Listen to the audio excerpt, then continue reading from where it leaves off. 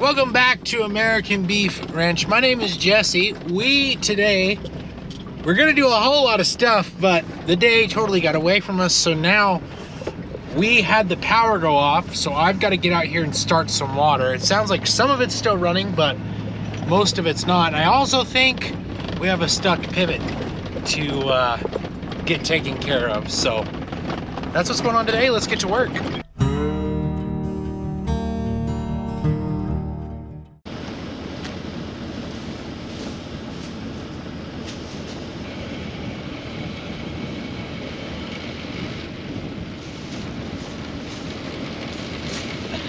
I just turned the valve on over here.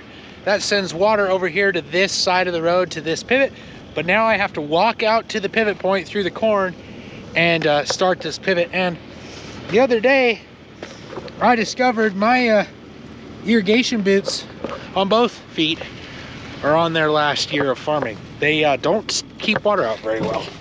I just start walking through the corn, and if you've never walked through corn before, it's a whole lot of fun, I tell you. It's just wonderful. It feels great. And honestly, where this corn's all over the place, I think it's worse. You know, because this is a field we had the dry strips in, so we've got some short corn, we got some tall corn. But either way, corn leaves are sharp. And it's not fun to walk through. Like literally, this is what I'm walking through. You just push on through. And sometimes it gets really tall. And then, look, it gets really tall and you're like, ow, ow, ow, ow, ow. So, anyway, let's get to this pivot point. All right, well, you can see our new Komet Precision sprinklers on top of it. These are the ones that are on top of the pipe. And then after the first tower, they are on drops. The reason they're on top of the pipe here is because their sprinklers are pretty far apart, and to make sure the overlap is good on every sprinkler, they like to put them on top. And I'm not a fan of on-top sprinklers, but if you're gonna buy on-top sprinklers, those are probably the ones to buy. But still, very happy with that upgrade. So, pretty simple. Come into this box, and we are pointed to forward. We got our percent set, so I just click, and there we go. We're going forward, water's on, and now this pivot is operating. In about 24 hours, no, I won't have to. In about 24 hours, I'll be out here shutting this off, switching, and we're gonna go to another pivot. All right, now that this is done, let's go get a wheel line moved and get it going. So before I get too headed over to look, I wanted to pull an ear and see how we're doing, see how we're looking, because you know, it's that time. Really hoping this stuff fills out. So here we are, and we're filling. Looks like we're filling. I don't know how much tip back we're gonna get, but let's do a yield mock, like everything's perfect. 1, 2, 3. So we're about 32 kernels long. Okay, now we're gonna count the kernels around. We're 16 kernels around because kernel didn't fill here. Yep, so we're 16 kernels by about 30 kernels.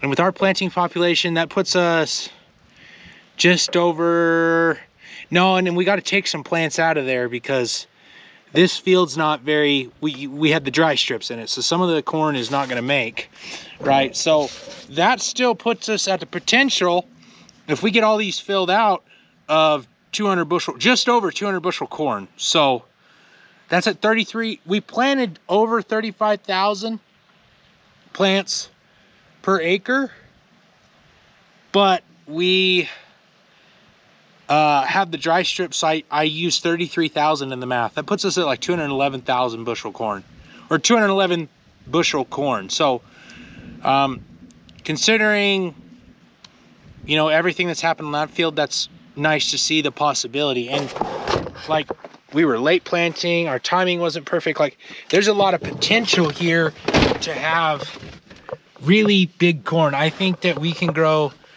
we should be able to grow 300 bushel organic corn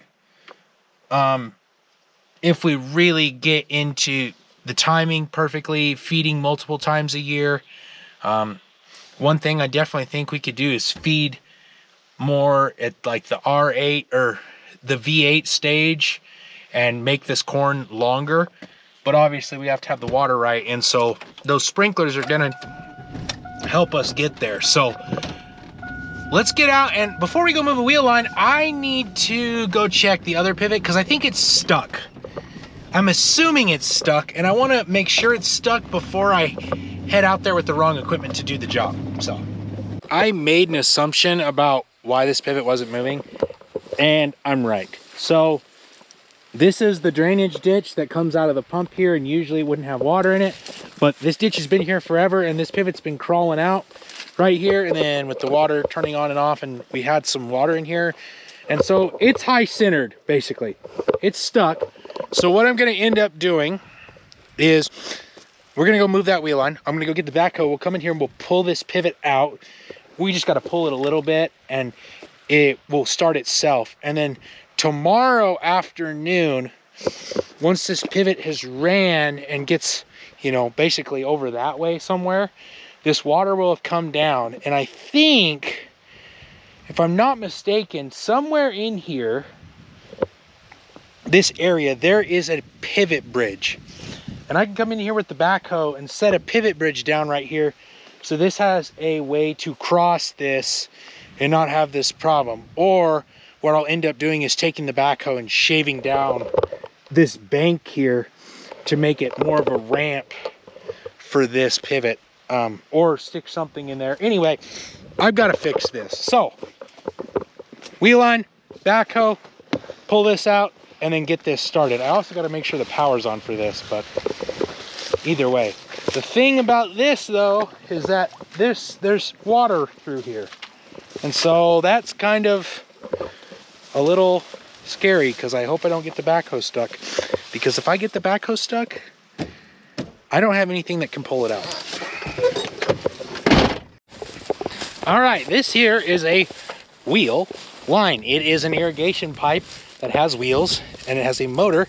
Sometimes they can be in the middle like this one, or they can be on the end of the line and it turns the line and moves it for you. So we have to come out here, we start this deal, we move it a certain number of rolls, and then we go back down there to the main line and open a valve and let the water fill this up, and it waters for a set amount of time, and then we stop it, drain it, move again. Excuse me. Since this power shut off on this one, it's already been drained, except for the one spot, which is draining right now, and it'll be done in just a minute. So I'm gonna get this ready to get started. So this is over on our lease farm, and we're just grazing the cows on this pasture, and we definitely have some maintenance we need to do on this wheel line. And we have a broken chain. This drawstring got broke. We just got some things we need to catch up on, and also the line is really crooked, like really crooked. So we're gonna have to straighten this guy out, and I think we're planning on putting either another wheel line in this field or possibly a pivot in the corner that will get most of it. So switch is on, gas is on.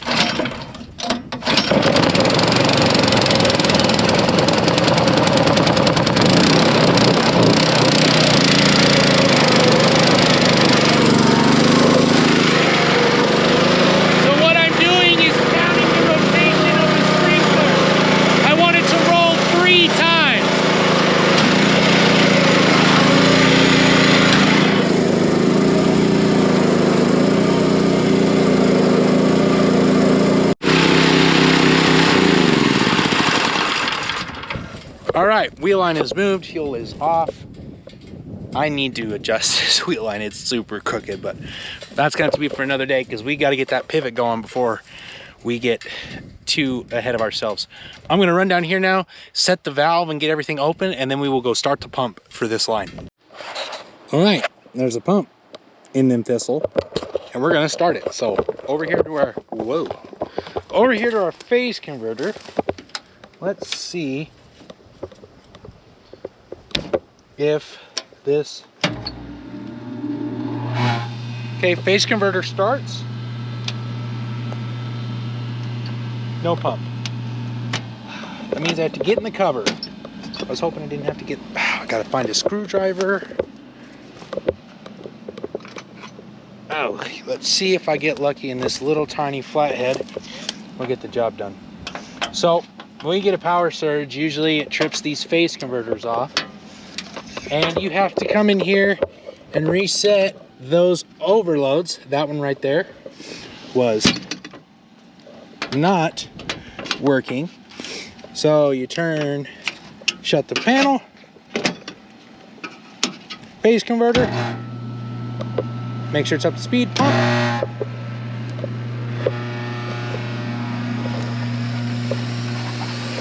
And we are pumping. So it's filling a line that goes this way and a line that runs that way 3/4 of a mile. And the wheel line is about 5/8 of a mile. So it's gonna take quite a while, but it'll get it filled up. I'm gonna go grab the backhoe and a chain, and we're gonna go pull that pivot out. I didn't mention this before so I could add some more drama to my story. This is the road I'm trying to drive down. It's pretty wet, 2-wheel drive backhoe. We'll see how this goes.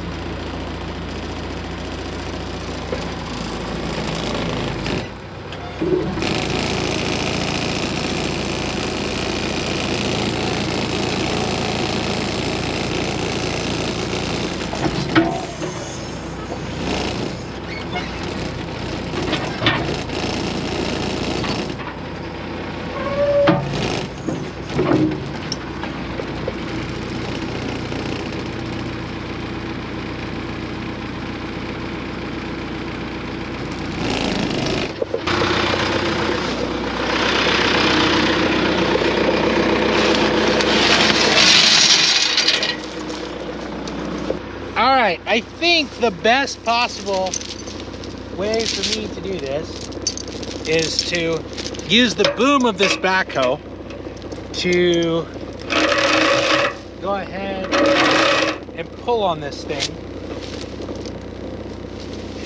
to get it out. I think, I'm not sure. Probably go.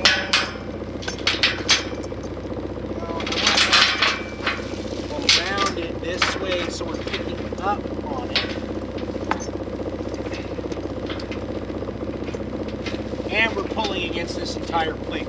So I don't have to get this pulled very far, and it should walk itself out of there. Once I get it basically unhung, it should walk itself out of there.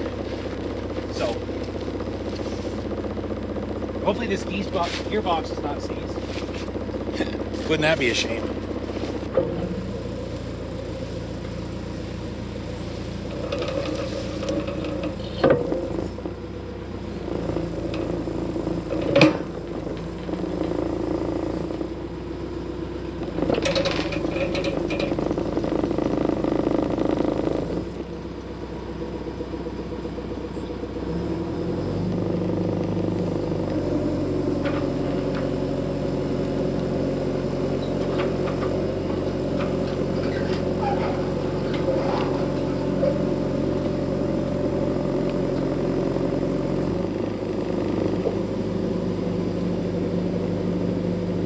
That works slick.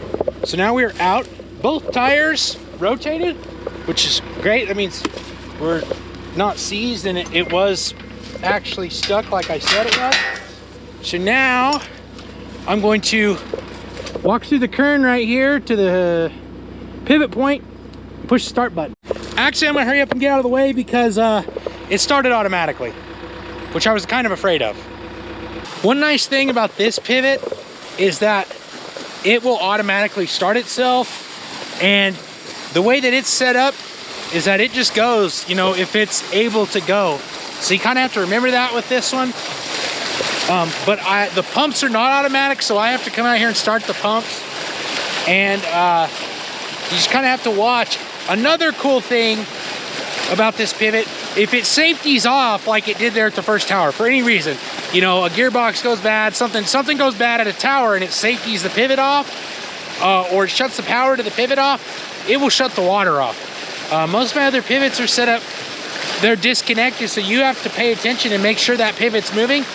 Otherwise, if it's not moving, it'll sit there and water the same spot. So that can be problematic, especially if you've got to get in there and change stuff like gearboxes and center drives and stuff like that.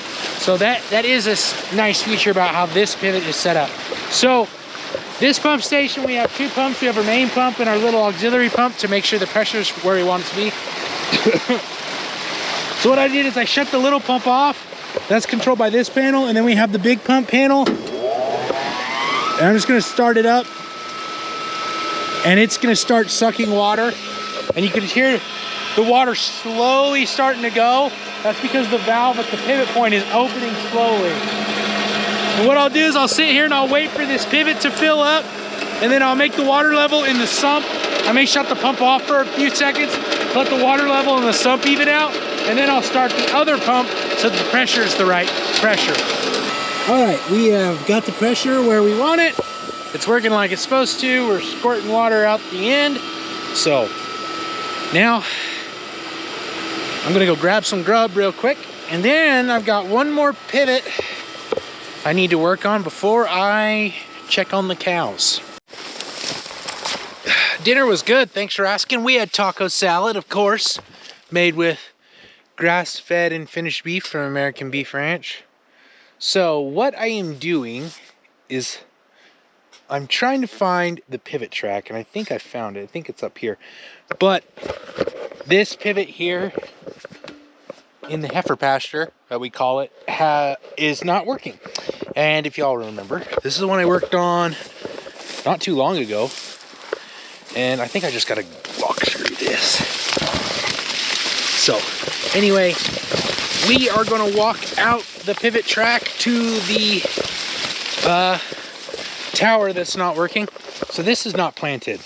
And yeah, so the one thing that I want to improve on for next year is that the planter was not set up the best when I got it. And just, it could have been better. So this is some great looking corn. This field, like in these ears, and right here you can see this corn's pretty messed up over here. That's because the pivot knocks this out, and so we get more sunlight, so we're getting double ears on a lot of these plants, which is just more sunlight getting in here, and that's because of this pivot track. But this field just always is good. So I am probably going to walk back down one of these rows and steal an ear and kind of see how they're looking and what the yield looks like. But first I want to get to this pivot tower and see if I can see anything. Okay, so this looks pretty new, like it's been replaced. That's a new U-joint. That's a new U-joint, or newer. That's definitely really old. That gearbox looks replaced also. So those are the kind of things I'm looking for. I don't see drag marks. This one's not dug a hole. So I am gonna crawl up here and see what's going on. Yeah, no, this field is just, usually it's always pretty good. So this field is, this is my best dirt in the whole farm. Yes, I wish I had 500 acres of it. We don't. One day, we'll get there.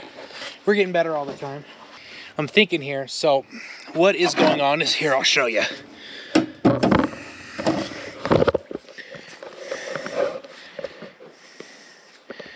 So,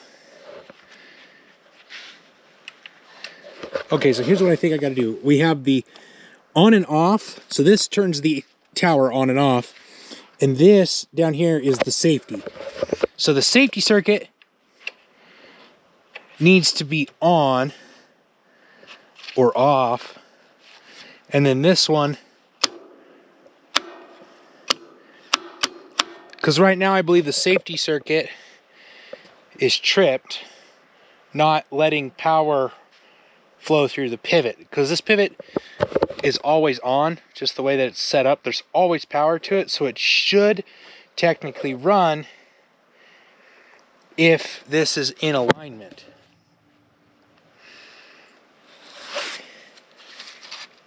And this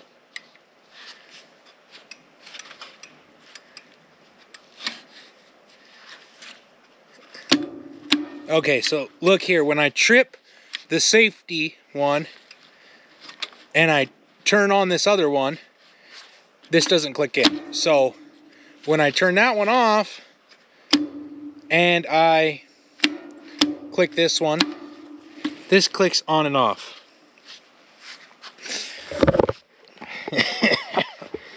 And so what does that mean? Well, that means one of two things.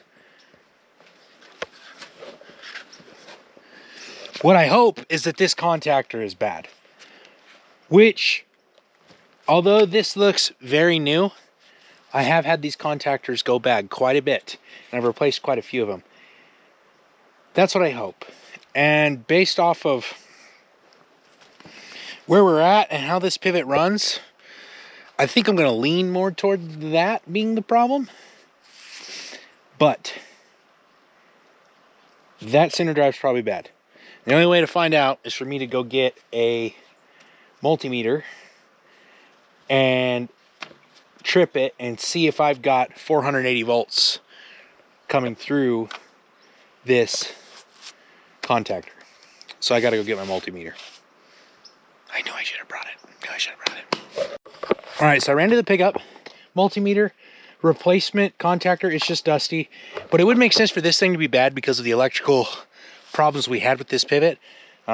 So it could be this contactor, but I probably won't get that lucky today. So what I'm going to do is turn on my multimeter. I'm going to place them. So between these three right here, these are the incomings, these are the outgoings down to the motor. It doesn't matter what two posts I touch, there should be 480 volts. And I don't know. Am I on the right thing? Yeah, light. Okay, let's see. So I'm actually gonna check and see if we got any open circuits. Okay, check the voltage. Okay, between poles. So get down there tight. So there we got our 480.